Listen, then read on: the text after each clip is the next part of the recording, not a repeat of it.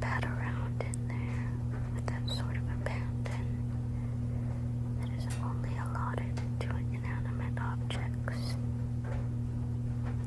Swirl up from the light.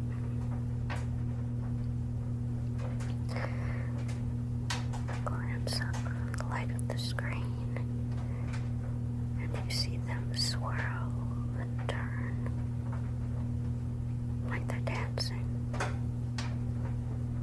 I have been alone for such a long while that I'm wondering, it's not the sort of thing that could make a person unwell. But today I supposed that if this is unwell, it's a pretty healthy variety of it. There's finally a calm that's come over me.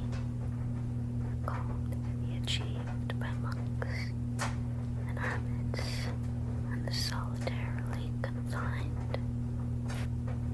You just have to realize that I am in charge of this teacup universe. All the troubles, all the joys, those are many, are mine to address. Therefore, the laundry tumbles. Future me will have a soft, clean towel in the morning. Animals are fed and watered. Candles in the altar are lit.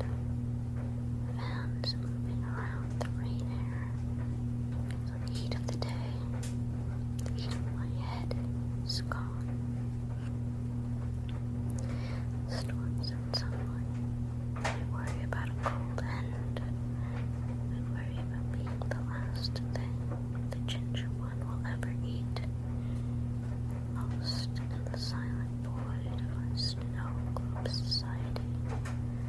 And then we realize that while that may be our fate, in the meantime, drink from a green glass goblet, shroud ourselves in silk, and assert the royal we, which is accurate for the multitude of dreams. Take us, whatever we do, the dangerous thing, and sit still a moment. Sitting still and feeling without redirecting the flow, like the rain gutters sputter out all the good water to where we feel ought to be, rather than where it falls. It's tonight's curiosity, to let lonely be lonely, and solitary be solitary. Sometimes one foot in one, and the tip of a pinky toe in the other. We don't have to dress it up to make others comfortable. We don't have to terrify ourselves with melodramatic prophecies about decades ahead either. We can just sit on a comforter and find comfort in what is. Ginger one will help with this. Patted her legs before curling up like a possum at our feet.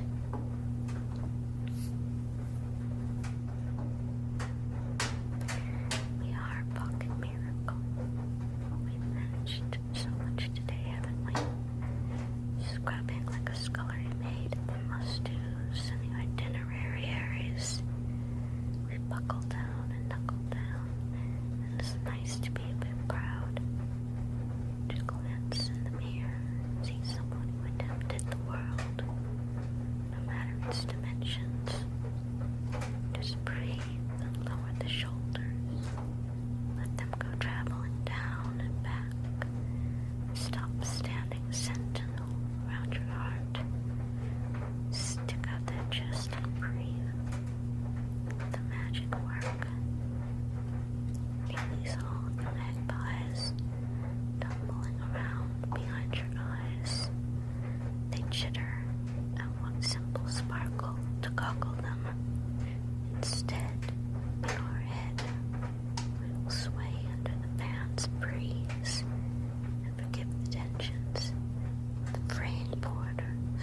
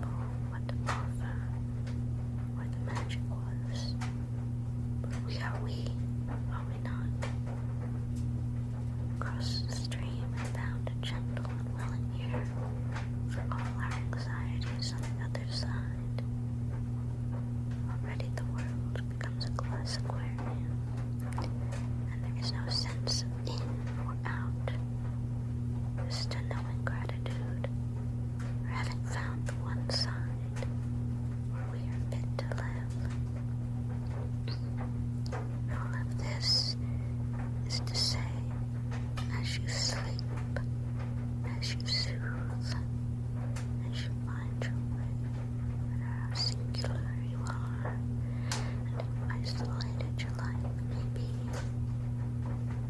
Connection is but a thought away, and no thought has the power to stay forever. The silly bird has to grow